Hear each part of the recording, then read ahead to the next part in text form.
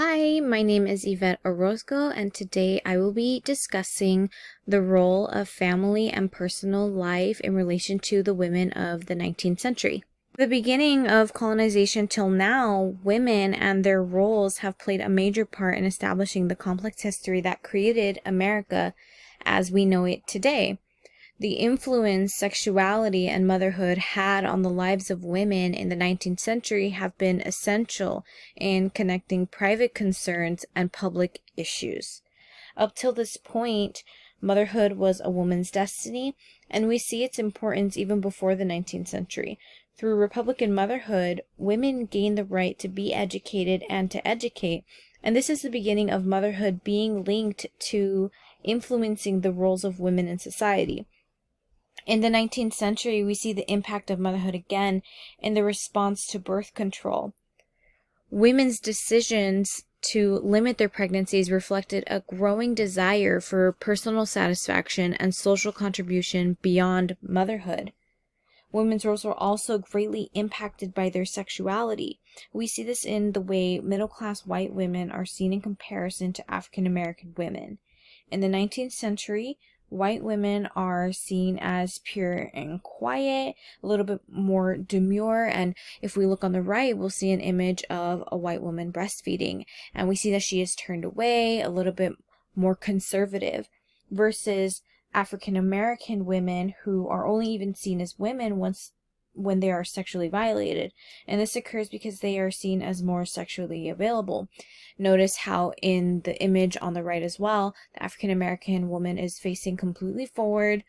She's not covered at all. And this is just a representation of the sexual availability that African American portrayed back in the 19th century. Women in the 19th century were greatly influenced by the cult of domesticity, also known as the cult of true womanhood. This ideology began in the early 19th century, and it created an idea that treated the roles of men and women as complete opposites. Men were responsible for outside tasks or public tasks, while women remained in the private sphere. Women had to be keepers of the home, pure and pious, passive in relation to their husbands.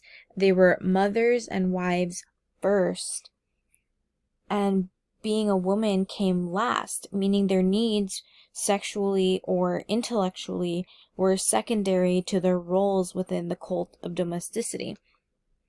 They were seen as being completely uninterested in sexual expression. Now, looking at the establishment of birth control, we begin to see the development of change within the roles of women. Birth control was related to the idea of voluntary motherhood, meaning it was a choice. Within the original ideology of the cult of domesticity, motherhood was a woman's fate. This change was only possible as the roles of women began to change to match their economic circumstances. Now the idea is that true women were meant to leisure, spend their husband's money, and not work. And this expanded to women and their ability to choose to have children. The establishment of birth control gave women more time to focus on other activities outside of motherhood.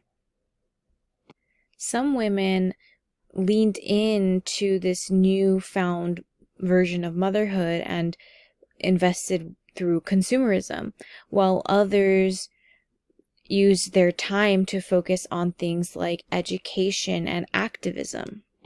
Similarly to Republican motherhood, we see again how family and personal life are affected by the established roles of motherhood and the responsibilities associated with that title.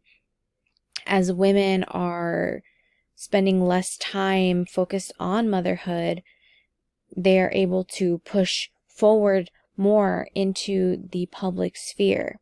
And that brings us to their legacy. The greatest legacy the women of the 19th century have left us is the right to receive an education. I think that education and being educated was and is fundamental in the development of women's rights as we know it today. For me personally, not just as a woman, but as someone of color, the expansion of women in family and their personal lives gave me the opportunity to seek a higher education in today's America. The experience of a college education would not have been possible without the women of the 19th century and their push for expanded roles.